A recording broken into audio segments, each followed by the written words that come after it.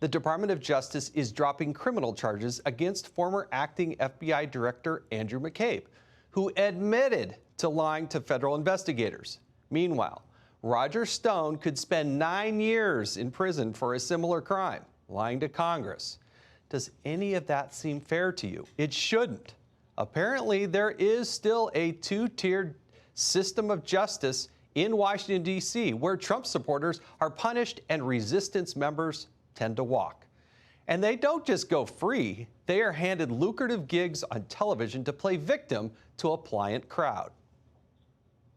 We don't expect to live in a country where the perceived political enemies of the president suddenly become the subjects of criminal investigations in a pursuit to, to throw political enemies in jail. That is an absolute abrogation of everything we know and expect from our system of justice here as Americans, and it's disturbing to see the Department of Justice playing a role in that politicization of the work that DOJ should be doing. What you just heard aren't the words of someone just indicted. They are from someone who was just let off the hook. Are Americans really supposed to feel sorry for him? Joining me now is Robert Driscoll, former Department of Justice official, and Tom Fitton, president of Judicial Watch. Gentlemen, thank you so much for joining us here tonight. You follow these things closely. Let me say at the onset, I got to tell you, Bill Barr is the best thing to happen in the Trump administration. He is a muckraker. I think he has his hands full. And if Andrew McCabe thinks that he is free, scot clear, and all gone and no more worries, I think he has another thing coming. But, Robert, I want to start with you. It does feel to people like, when are we actually going to prosecute somebody who admits to lying to federal officers? And as the former acting director of the FBI, this guy knew better. Right. He did, and he admitted that he wasn't truthful with investigators from the IG's office and internally at DOJ. I think this is a great example, though, of why I think Bill Barr is right to take a close look at these things and be involved. Is you're going to take the political heat for these decisions one way or the other, and that's the whole point. Is the Attorney General works for the president, the Attorney General runs the Department of Justice, they all report to him, and so you make these calls. Some of them from the outside appear, questionable to some of us who have looked at it from the outside, not having looked at the file.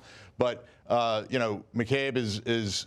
It's amazing. It's like the talking points didn't change when the charges were dropped. You look at what he says, and there would have been the same talking points had he been indicted.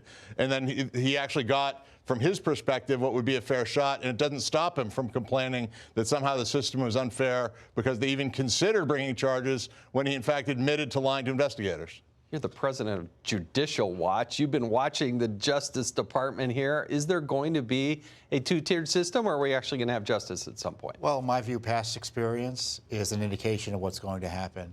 Comey was referred to the Justice Department under the Attorney General Barr for prosecution for leaking the president's FBI files, lying about it, including classified information. They refused to proceed. You have the significant criminal activity by the deputy FBI director, referred to the IG, to the Attorney General. They've refused to proceed. I'm hopeful that he tries to get control of the Justice Department. Judicial Watch is facing opposition from the Justice Department and getting accountability, even through the simple FOIA process. It's troubling, and the Attorney General has got to understand it ain't regular business at the Justice Department.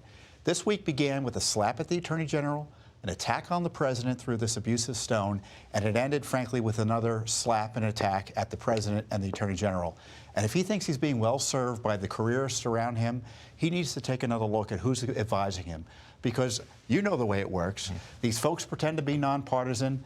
The Justice Department is full of Democrat activist lawyers pretending to be career civil servants who are pursuing an agenda. There are thousands of Vindmans, thousands of James Comeys, and they're not working for you and I. There are 110,000 people at the Department of Justice. This is why it's concerning. When former acting Attorney General Sally Yates signed one of the fraudulent FISA warrants against Carter Page, and now she's writing stuff like this for the Washington Post.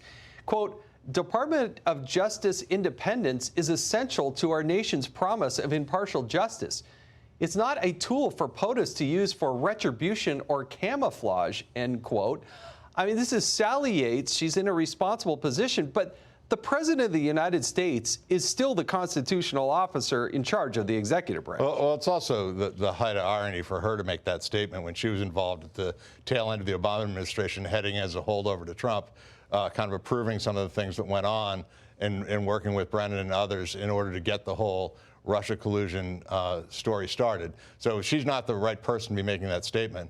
But the reality is these people are constitutional officers of the United States. The Attorney General works for the President, and he controls the department. And that's the thing. You look at all these cases, the voters will hold the President and the Attorney General accountable for what happens, and so they have every right to be involved at a broad level to make sure things are done appropriately. Because they can't be out there rogue. And that's why you mentioned Brennan, and I think one of the people that Durham is actually looking at, because it goes above and beyond outside of this, is what Mr. Brennan has said previously. Watch this. I think it's kind of silly. I'm certainly willing to talk to Mr. Durham or anybody else who has any questions about what we did during this period of time in 2016. And so I don't know what I have not talked to him yet. It clearly, I think, is another indication that Donald Trump is using the Department of Justice to go after his enemies in any way that he can. I think this guy is scared, and I think there's reason for him to be scared, and I think that this is just my own personal opinion, but part of the reason it transitioned from an investigation to a criminal probe is potentially because of people like Brennan and what they may or may not have done. Well, I think they're all very nervous about the possibility of prosecutions. I'm not seeing evidence they should be nervous. Durham is doing a glorified IG investigation, and Brennan's kind of right. He's asking questions about his decision-making on how to deploy intelligence assets. He ain't going to be prosecuted over that. He might be criticized in a report. So I'm not seeing indications. You know what a real criminal investigation looks like. I'm not seeing any of that out of this Justice Department on the worst corruption scandal in American history, illegal spying on a sitting president.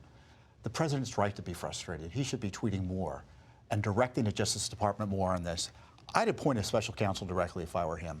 Justice Department is incapable of doing this in these present circumstances. Well, and I think part of the concern here is that you may not win the case, but at least make the case. And that's been my frustration is within the Department of Justice.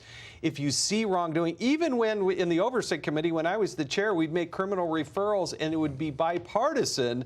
The Department of Justice still wouldn't go after one of their own. But I got to tell you, I still have my belief level on Attorney General Barr is off the charts. And I do think that these people still have a lot to worry about because I do believe that Durham is a strong prosecutor and that he will get to the truth. Real quickly, I've only got seconds left. Just to defend Barr a little bit on the tweeting, I think it doesn't help him when the president tweets about a particular case. I think that hurts him because it sets up the narrative for the left that Barr is doing it at the direction. And when the president tweets after this recommendation comes out, I think he has every right to do that. And I want a president, when he sees something that is wrong and he thinks it's a miscarriage of justice, to speak out about it. So, gentlemen, thank you. This is not the end of this. There's going to be a lot more about this.